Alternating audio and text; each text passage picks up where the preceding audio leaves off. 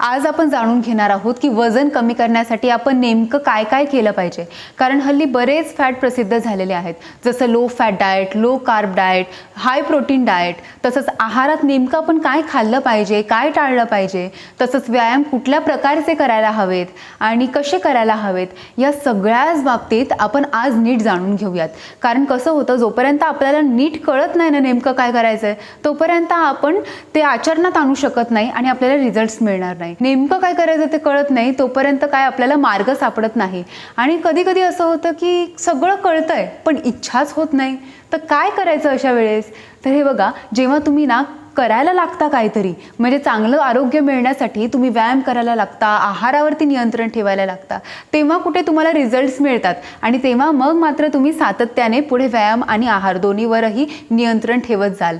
आहाराबाबतीत तसंच तर होतं की डाएट करायला तुम्ही सुरुवात करता, पण 1-2 दिवस डाएट केला की नंतर काही ना काही चुका होतात, सुटलं जातं आपल्याकडून आणि चुकून होतं हे लक्षात आलंय.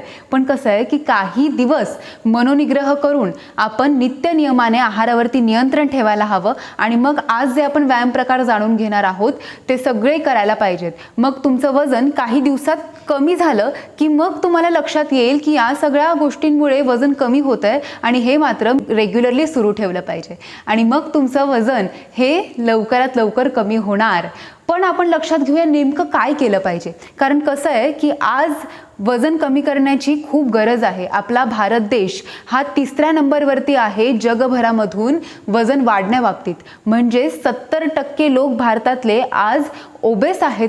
ओबेस म्हणजे जाड आहेत, त्यांचं वजन वाढलेलं आहे. आणि हे प्रत्येकाला माहिती आहे की वजन जेव्हा वाढतं तेव्हा शरीरात रोग वाढतात. आता हे तुम्हाला सुद्धा ठाऊक आहे, वजन वाढणार म्हणजे हृदयावरती जास्त ताण येणार आणि हाय ब्लड प्रेशर होणार, हृदयविकाराचा धोका वाढणार. वजन वाढतंय म्हणजे आहारावरचं नियंत्रण आहे ते सुटलंय, शुगर वाढते एका बाजूने, कोलेस्ट्रॉल वाढतंय, लिव्हरवरती फॅट जमा होतंय आणि मेटाबॉलिझम तर बिघडतंच आहे. म्हणजे चयापचयाची क्रिया ही बिघडतेय, त्यामुळे पचन बिघडतंय, हॉर्मोनल इम्बॅलन्स बिघडतोय, मेनोपॉजच्या दरम्यान परत त्रास उद्भवणार आहे. हे सगळं सगळं सगळं माहिती आहे, तरी पण आपण का करत नाही आहोत? कारण आपल्याला नेमकं काय करायचं हे लक्षात येत नाहीये. तर आहार कसा घ्यायला पाहिजे आपण हे लक्षात घ्या. वजन कमी करणं किंवा वजन वाढवणं या ज्या दोन्ही गोष्टी आहेत ना, ते सगळं कॅलरीजवरती अवलंबून असतं आणि कॅलरीज किती घ्यायचे हे आपल्यावर अवलंबून असतं. तर आपण कॅलरीज किती घेतो माहिती आहे का? पूर्ण भारत देशामध्ये जर आपण पाहिलं तर वेगवेगळ्या पदार्थांची चव आपण घेत असतो. रोज घरात वेगवेगळं बनत असतं आणि यामुळे आपल्याला नेमकं कशात किती कॅलरीज आहेत हे लक्षात येत नाही. पण तरीसुद्धा आपण थोडंफार ते जाणून घेणार आहोत. जेव्हा कॅलरीज आपल्या शरीरामध्ये गरजेपेक्षा जास्त होतात तेव्हा ते कुठे जाणार मला सांगा? कॅलरीजचा उपयोग काय असतो की बोलण्यासाठी, चालण्यासाठी, कुठलीही क्रिया करण्यासाठी ताकद लागते, बरोबर? आणि ही ताकद आपल्याला अन्नामधून मिळते आणि त्या ताकदीलाच कॅलरीज असं म्हटलेलं आहे, त्यालाच ऊर्जा असं म्हटलेलं आहे. तर आपण जेवढी अंग मेहनत करतोय तेवढंच खातोय का? तर नाही. आपल्या शरीराला जेवढी गरज आहे त्यापेक्षा जेव्हा आपण जास्त खातो तेव्हा त्यातून जास्त कॅलरीज निर्माण होतात आणि फॅट्स शरीरामध्ये जमा व्हायला लागतं. मग ते पोटाच्या ठिकाणी दिसेल, इथे दिसेल, मांड्यांवरती, नितंबावरती, पाठीवरती, खांद्याच्या इथे, कमरेवरती, सगळीकडे फॅट्स जमा व्हायला लागेल. आणि मग हे कॅलरीज जेवढे जास्त बर्न करणार तुम्ही, कसे करणार बर्न? तर जास्त अंग मेहनत जेव्हा तुम्ही घेता तेव्हा हे कॅलरीज जास्त बर्न होतात आणि तेव्हा वजन कमी व्हायला लागतं. तर अशा पद्धतीने हे सगळं कॅलरीजचं मोजमाप असतं. आता आपल्याला किती कॅलरीज घ्यायला पाहिजेत हे कसं कळणार? तर याच्यासाठी आपल्याला आपला BMR काय आहे हे माहीत पाहिजे, म्हणजे बेसल मेटाबॉलिक रेट. आणि हा रेट कळण्यासाठी बरेच कॅल्क्युलेशन्स त्यासाठी असतात, पण हे सोपं आहे आत्ताच्या काळात कारण इंटरनेटचा वापर आपण सर्वजण करतो. तर इंटरनेटवरती सर्च केलं basal metabolic rate BMR calculator असं सर्च केलं की तुम्हाला तिथे लगेच तिथे इन्फॉर्मेशन भरण्यासाठी इंडेक्स येईल आणि मग तिथे तुम्ही इन्फॉर्मेशन टाकून तुम्हाला किती कॅलरीजची गरज आहे हे लक्षात येईल. आता समजा तुम्हाला 2000 ते 2500 कॅलरीजचीच फक्त गरज आहे आणि मग तुम्ही जास्त कॅलरीज घेताय, समजा 4000 कॅलरीज दिवसभरातून घेताय, तर मग राहिलेले 2000 कॅलरीज आहेत ते साठतायत आणि ते साठतायत म्हणून तुमचं वजन वाढतंय. तर अशा वेळेस अंग मेहनत करून आपण ह्या कॅलरीज बर्न केल्या पाहिजेत, म्हणजेच व्यायाम करून बर्न केल्या पाहिजेत. आता आपण आहारावरती नियंत्रण ठेवायचं म्हणजे नेमकं काय करायचं हे जाणून घेऊयात. काही पदार्थ असे असतात की जे खाल्ल्यानंतर ते पचवण्यासाठी सुद्धा कॅलरीजची गरज असते, म्हणजे याला थर्मिक इफेक्ट ऑफ फूड असं म्हणतात. तर हा इफेक्ट कसा असतो माहिती आहे, समजा 100 कॅलरीजचा तुम्ही एखादा पदार्थ खाल्ला तर यापैकी 20 किंवा 30% कॅलरीज त्या पदार्थाला पचवण्यासाठीच लागतात. म्हणजे हाय फायबर डाएट जेव्हा आपण घेतो तेव्हा हा थर्मिक इफेक्ट आपल्यावरती दिसून येतो. तर हाय फायबर्स कशात आहेत? हिरव्या पालेभाज्यांमध्ये आहेत, फळांमध्ये आहेत, आणि हिरव्या पालेभाज्यांपासूनच वेगवेगळे पदार्थ म्हणजे त्याचे ज्यूस, त्याचे सूप किंवा त्याची भाजी बनवली जाते किंवा खिचडी भात बनवताना भाज्यांचा वापर होतो, तेव्हा आपल्या शरीरामध्ये फायबर्स जास्त जमा होतात. तर असेच पदार्थ जास्त खायला पाहिजे ज्यात फायबर्स जास्त आहे, जे पचायला सुद्धा हलकं आहे. फायबर जास्त असतात म्हणजे पचायला तो पदार्थ आहे तो हलका असतो. आता हाय फायबर डाएट तो मी तुम्हाला सांगितला, पण हे प्रत्येक वेळेसच तशा पद्धतीने नाही करायला पाहिजे. म्हणजे तुम्ही हाय फायबर्स जेव्हा खातात तेव्हा त्याच्यात मिनरल्स पण असावे, प्रोटीन्स पण असावे, त्यामुळे वेगवेगळे पदार्थ आपण खायला पाहिजेच. पण त्यासोबत काय लक्षात घ्यायला पाहिजे की हे वेगवेगळे पदार्थ खाताना आपण ते कमी प्रमाणात खाल्ले पाहिजेत, कारण आपल्याला कमी कॅलरीज आपल्या शरीरामध्ये घ्यायचे आहेत. आता हे शक्य आहे का की 2000 कॅलरीजच आपल्याला पाहिजेत आणि मग आपण 2000 कॅलरीजचाच आहार घेतोय? हे पॉसिबल प्रॅक्टिकली म्हटलं तर नाही आणि थेरॉटिकली हो. कारण कसं होतं, जेव्हा कमी कॅलरीज आपण खातो तेव्हा आपल्या शरीरामध्ये ऊर्जाही कमीच असते. म्हणजे आपला मूड नसणार काहीतरी चांगलं करण्यासाठी, काही अभ्यास करण्यासाठी, अंग मेहनत घेण्यासाठी, चालण्यासाठी, धावण्यासाठी किंवा आपलं काम करण्यासाठी. तसंच हॉर्मोनल इम्बॅलन्स होऊ शकतो कारण ताकद नाही आहे शरीरात. तर कॅलरीज म्हणजे ताकद आहे, त्यामुळे ते तुम्ही योग्य प्रमाणात घ्यायला पाहिजेच, पण त्यासोबत व्यायाम करायला पाहिजे. मी सारखं व्यायामाविषयी का सांगते माहिती आहे, कारण 50% आहाराचं महत्त्व आहे आणि 50% व्यायामाला महत्त्व आहे वजन कमी करण्यासाठी. दोन्हीही इक्वली बॅलन्स तुम्हाला करायलाच पाहिजे. आता दुसरी गोष्ट आहे सटायटी इंडेक्स. जे पदार्थ खाल्ल्यानंतर आपल्याला लवकर भूक लागत नाही. जसं तुम्ही ऑब्झर्व केलंय का की आपण बदाम, काजू, अक्रोड असे नट्स जेव्हा खातो तेव्हा आपल्याला लवकर भूक लागत नाही किंवा त्याच वेळेस अजून त्याच्यासोबत काहीतरी वेगळे पदार्थ खावे असंही वाटत नाही. त्यामुळे सकाळी उठल्यानंतर आपण व्यायामाच्या अगोदर बदाम, काजू, अक्रोड किंवा पिस्ता असे नट्स जेव्हा खातो तेव्हा आपण बऱ्यापैकी व्यायाम करू शकतो आणि तोपर्यंत आपल्याला भूक जाणवणार नाही आणि व्यायाम केल्यानंतर आपण नाश्ता करू शकतो. तर या पदार्थांमध्ये सटायटी इंडेक्स जास्त असतो. तसंच बटाट्यामध्येही सटायटी इंडेक्स जास्त आहे. पण इथे परत तीच गोष्ट आली, आपण नाश्त्याला बटाटा, जेवायला बटाटा आणि रात्रीच्या जेवणाला सुद्धा बटाट्याची भाजी नाही करू शकत. शरीरामध्ये इतर ज्या कमतरता आहेत त्या भरून नाही निघू शकत. तर ओव्हरऑल मिनरल्स पाहिजेत, प्रोटीन्स, विटॅमिन्स पाहिजेत, कार्ब्स पाहिजेत आणि कार्ब्स आणि फॅट्स कमी घेणं हे अत्यंत चुकीचं आहे. 40% फॅट्स कमी येणं हे चुकीचं आहे आणि 70% फॅट्स जास्त घेणं, कार्ब्स जास्त घेणं हे चुकीचं आहे. मधल्यामध्ये पाहिजे आपण. तुम्हाला माहिती आहे आपला मेंदू 60% फॅट्सने बनलेला आहे. आपल्या मेंदूला चालना मिळण्यासाठी 20% कार्ब्सची गरज असते. आपण जे खातो ना त्यापैकी 20% एनर्जी ही आपल्या मेंदूलाच लागते आणि ती विचार करण्यासाठी, कुठेतरी कॉन्सन्ट्रेशन करण्यासाठी आपल्या मेंदूला याची गरज असते. म्हणजे आपण जे काही खातो त्यापैकी 20% एनर्जी ही आपल्या मेंदूला यूज होत असते. मग तुम्ही कार्ब्स कमी घेतले, तुम्ही जर फॅट्स कमी घेतले तर आपल्या मेंदूची गरज भागणार नाही. मग आपण सगळ्याच गोष्टी नियंत्रणात ठेवायच्या आहेत. तर तुम्हाला लक्षात आलं थर्मिक इफेक्ट काय आहे हे लक्षात आलं, कॅलरीज कशा किती घ्यायला पाहिजेत हे लक्षात आलं, सटायटी इंडेक्स कुठल्या पदार्थांमध्ये जवळपास जास्त आहे याचा थोडाफार अंदाज तुम्हाला आलेला आहे. आता एक सगळ्यात महत्त्वाची गोष्ट, तुम्ही कुठल्या वेळेस हे अन्न घेणार आहात. आता सकाळच्या वातावरणात तुम्ही जेव्हा खाता म्हणजे नाश्ता करता तेव्हा आपल्या पोटातला जठराग्नी प्रदीप्त असतो, तर तेव्हा तुम्ही बऱ्यापैकी नाश्ता करू शकता. म्हणजे प्रत्येक वेळेस पोट पूर्ण भरायचं आहे असं अजिबात नसतं. ढेकर येईपर्यंत जेव्हा असं अजिबात सांगत नाही आहे मी, कारण आपल्या घरामध्ये आपली जेव्हा काळजी घेणारी लोकं असतात, आपले आई वडील असतात, ते आपल्या मुलांचं पोट पूर्ण भरावं यासाठी त्यांना सांगत असतात अजून एक चपाती घे, अजून थोडासा भात घे आणि अजून थोडं करत करत आपल्या शरीरात अजून कॅलरीज साठायला लागतात.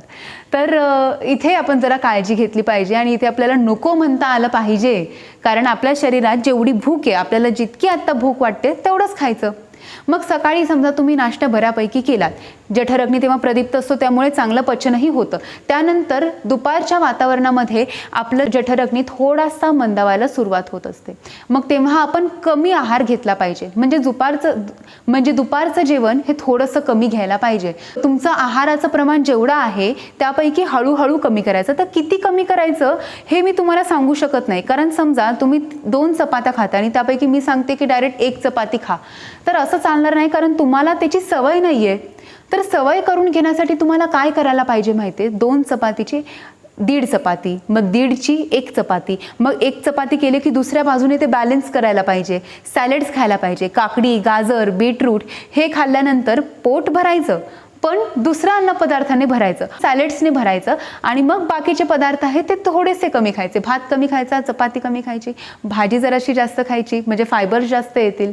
तर पोटाचे ना तुम्ही 4 भाग करा कल्पनेने, आणि त्याच्यातला 1 भाग सोडून द्या. 1 भाग पाण्याने भरा आणि फक्त 2 भाग अन्नाने भरा, म्हणजे अर्ध पोटीच जेवा. हे सरळ सरळ लक्षात ठेवा, म्हणजे दरवेळेस तुम्हाला कशात किती कॅलरीज हा विचार करण्याची गरज नाही. आता मेन आहे रात्रीचं जेवण, कारण तेव्हा पचनाची शक्ती खूप मंदावलेली असते. सूर्यास्त होतो म्हणजे काय, तर पूर्ण वातावरणामध्ये शिथिलता असते, उष्णता कमी झालेली असते, त्यामुळे शरीरातही उष्णता कमी असते आणि तेव्हा आपल्याला हळूहळू झोप यायला सुरुवात होत असते. आणि ही झोप मोड झाली की परत डायजेशनवर इफेक्ट होणार, मेटाबॉलिझमवरती इफेक्ट होणार. त्यामुळे तुम्ही रात्री जेवू नका. पण रात्री जेवू नका म्हणजे मी सांगते की लवकर जेवण कंप्लीट करा. 7च्या आतमध्ये, म्हणजे सूर्यास्त होण्याच्या आत जर तुम्ही जेवलात तर तुमचं पचन चांगलं होईल आणि वजन नियंत्रित होईल. खूप महत्त्वाची गोष्ट आहे ही. तुम्ही या गोष्टीपासून आजपासून सुरुवात करायचं आहे. आजपासून रात्री 7च्या आत खायचं, आणि ते पण किती, दुपारी आणि सकाळी खातायत तितकं नाही, कमी प्रमाणात खायचं. दुपारपेक्षाही कमी करायचं आहे हे प्रमाण. आता पुढे वळूयात. व्यायाम कुठल्या प्रकारचे करायला पाहिजेत. तुम्हाला लक्षात आलेलं आहे कॅलरीज जास्त बर्न करायचेत. कॅलरीज कशात जास्त बर्न होतात, जितकी जास्त अंग मेहनत घ्याल. तुम्ही धावायला जा, खूप इफेक्ट्स त्याचे तुम्हाला मिळतील. सूर्यनमस्कार करताना 13.91 कॅलरीज एका सूर्यनमस्कारमधून आपण शरीरातले बर्न करू शकतो. म्हणजे 12 सूर्यनमस्कारांमधून किती झाले, साधारण 200 कॅलरीज बर्न करू शकतो. परत 24 सूर्यनमस्कार केले की 400 कॅलरीज बर्न करू शकतो. पण व्यायामाचा संबंध कुठे येतो माहिती आहे वेट लॉसशी, की तुम्ही इंटेन्सिटी काय ठेवताय तुमची, तुम्ही कशा पद्धतीचे व्यायाम करताय.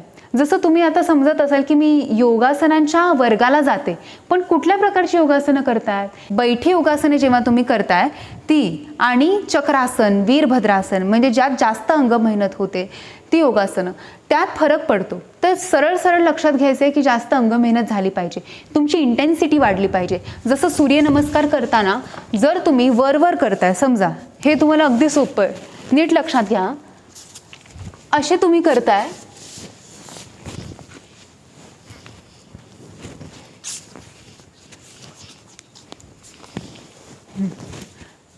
तर त्याचा इफेक्ट शरीरावरती कमी होणार. पण तुम्ही चांगल्या पद्धतीने सूर्यनमस्कार कराल, म्हणजे जास्त बेंडिंग्स, एवढे तुमची नॅचरल बेंडिंग जाते, तर यापेक्षा थोडीशी मेहनत जास्त, सरळपणा जास्त, म्हणजे व्यायामातले फॉर्म चांगले ठेवायला पाहिजे. सूर्यनमस्कार चांगल्या पद्धतीने घालायला पाहिजेत.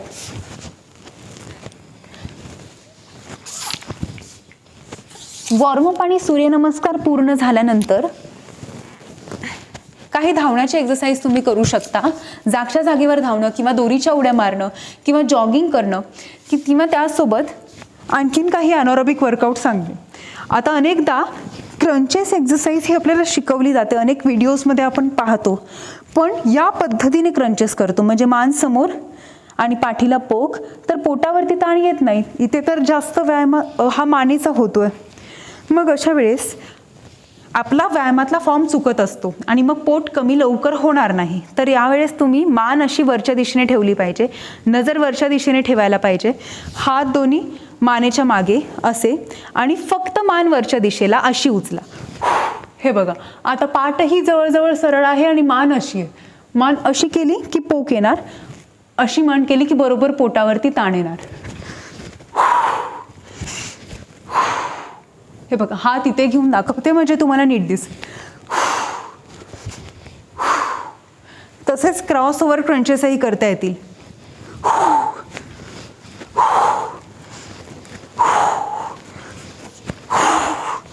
लेग रेस करताना सुद्धा पाय उचलल्यानंतर असे आपटू नका. हळू उचला आणि हळू खाली ठेवा.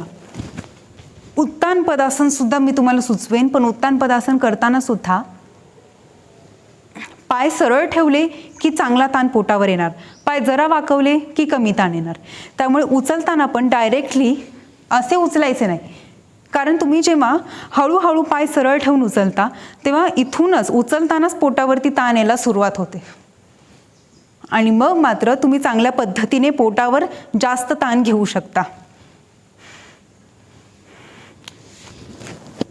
अर्धनावासन.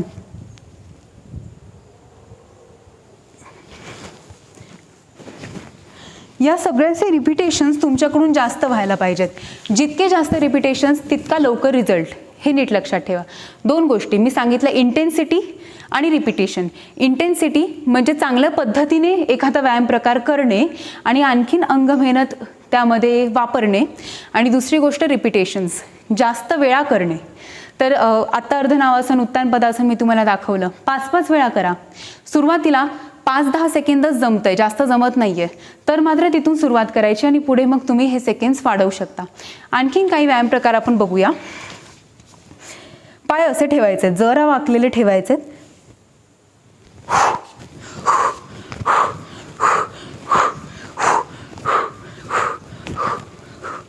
असे ट्विस्ट करायचे. तसंच हात या पद्धतीने ठेवून सायकलिंग करायची. आता सायकलिंग करताना अनेकदा आपण असे करतो, म्हणजे पाय वरती घेतले जातात.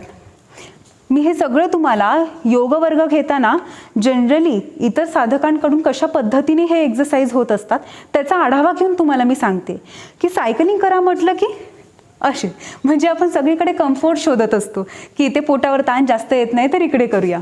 तर असं करू नका, याची योग्य पद्धत जाणून घ्या. पाय उचलायचे, एक पाय सरळ करायचा 45 अंशावरती, मग तो 30 अंशावरती घ्यायचा आणि दुसरा पाय सरळ करायचा. पॅडल कसं मारतो आपण सायकलचं, या पद्धतीने मारतो. त्यामुळे मांड्यांची पण हालचाल होते, पोटावर चांगला ताण येतो. असेच अनेक व्हिडिओज वजन कमी करण्यासाठीचे ऑलरेडी तुम्ही बघितलेले आहेत आपल्या सुहासिनी योग पेजवरती, आपल्या यूट्यूब चॅनलवरती, आणि ते व्हिडिओ तुम्ही पुन्हा एकदा पाहून अजून व्यायाम प्रकार तुमच्या रुटीनमध्ये अंतर्भूत करू शकता आणि दररोज व्यायाम करून तुम्ही लवकरात लवकर तुमचं वजन कमी करून घेऊ शकता. आहारावरती नियंत्रण ठेवा. मी तुम्हाला परत हेच सांगेन की मनोनिग्रह तुमचा ढळला जाऊ देऊ नका, कारण त्यावरती तुमचं पुढचं आयुष्य अवलंबून आहे, तुमचं आरोग्य अवलंबून आहे. तर तुम्ही नित्यनियमाने योगासने करा, प्राणायाम सुद्धा करा आणि दररोज चालायला जा, धावायला जा. तुमची कार्डिओ रेस्पिरेशन पॉवर ही चांगली असू देत, स्टॅमिना चांगला करून घ्या, इम्युनिटी चांगली करून घ्या, तुमच्या कुटुंबाला सवय लावा, घरात हेल्थ अवेअरनेस आणा, उत्तम निरोगी आयुष्य जगा. धन्यवाद.